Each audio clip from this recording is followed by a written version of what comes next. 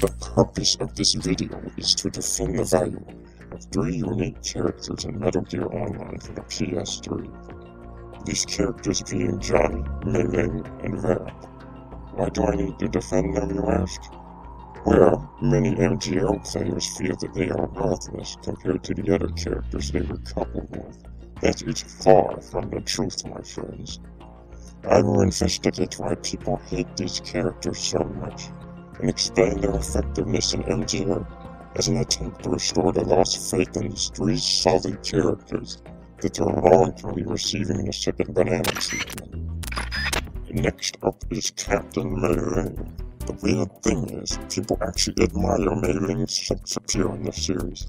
When it comes to MGL, things change badly. Why do people hate the Mei Ling outside of MGL? Some people hated her with her Chinese accent. Some people hate her without the accent. Accent or no accent. I think Kim Mai Guest is a phenomenal voice actress and portrays the character well. Another reason people dislike her, the proverbs. Others find that she has no personality. It's just merely sex appeal. These are the same people who mashed the X button during her Metal Gear Solid 1 Codec calls and missed everything about her birthplace, dreams, opinions, everything. Despite being a character in many Metal Gear Solid games and spinoffs, people feel that Mei Ling should never have gotten a push in Metal Gear Solid 4, from just a pretty codec tech to a sexy, dignified Navy captain that planned and aided the attack on Outer Haven. Like Roy, Meryl, and Otacon, she's been something of a series staple. Deal with it. Why do people hate Mei Ling in Metal Gear Online? The biggest gripe about Mei Ling is the majority. Yes, that battleship that fires ridiculously fast, reloads quickly, and has impressive power.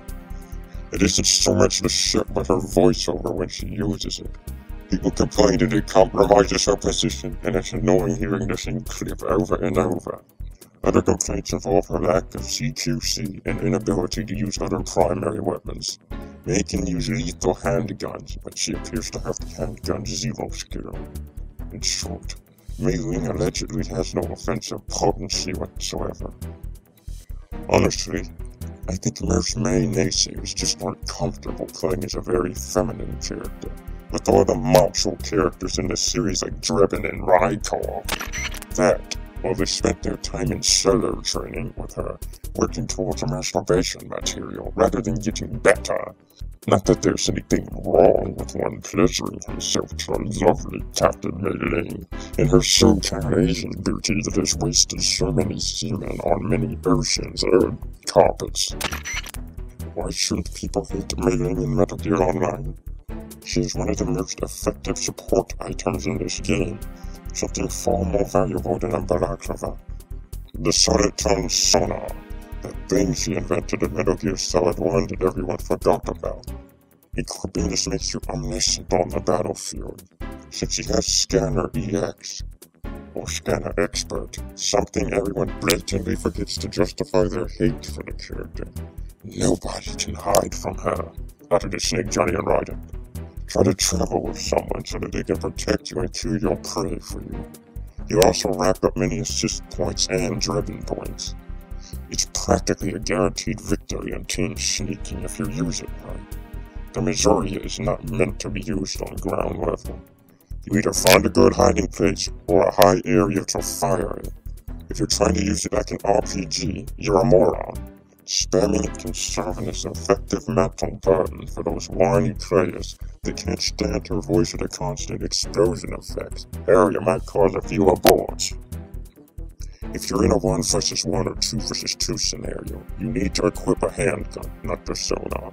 You only have 2 targets and you can always start the match without music so that you can hear them better. It baffles me to hear people crying about her handgun skills, considering they had to, or still do, work with handgun zero to level it up. Auto-aim is a great asset for her, not to mention that with Drebin points she has access to the infamous mk.ii. Otherwise, don't cry about her being a bad character just because you can't aim or walk around the recoil. Mei Ling is practically wearing a black cat suit. It's so skin tight. It's easy to be sneaky with her, especially on the darker maps. Her charm salute is a great team asset. It's something you should use around corners. Anyone caught in it can be gunned down by nearby teammates or attacked by yourself via punch, kick, or handgun. She's also been blessed with quick recovery too. One step below Meryl and Otacon quick recovery 3. Take that as you will. Mei Ling's strongest moves are team sneaking, base, and capture. She's one of the few characters that can maneuver around completely invisible in team sneaking. In base and capture, the majority dominates. A capture adds an extra weight to the enemy team's shoulders. With Mei Ling spamming their capture point, they have to waste valuable time killing her before they can make any progress. Mei Ling is a great team asset and can hold her own, but you won't do well with her if you treat every blow like a deathmatch with no strategy. Well, that concludes my video. I hope I was able to change a few minds.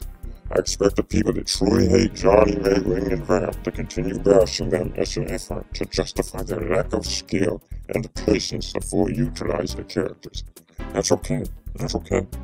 The withdrawal count, battle statistics, constant warning on the mic, and in the chat all speak for themselves. For those of you that do play for fun, but don't like any of these 3 characters, just give them more time. Get more comfortable with them in solo training. Then one day it'll finally hit you. These characters have hidden power, waiting to be untapped. I've seen many Johnnies, Lings, and Vamps in the top 3 before the end of 16-player games. You could be next. Thank you, and have a nice day.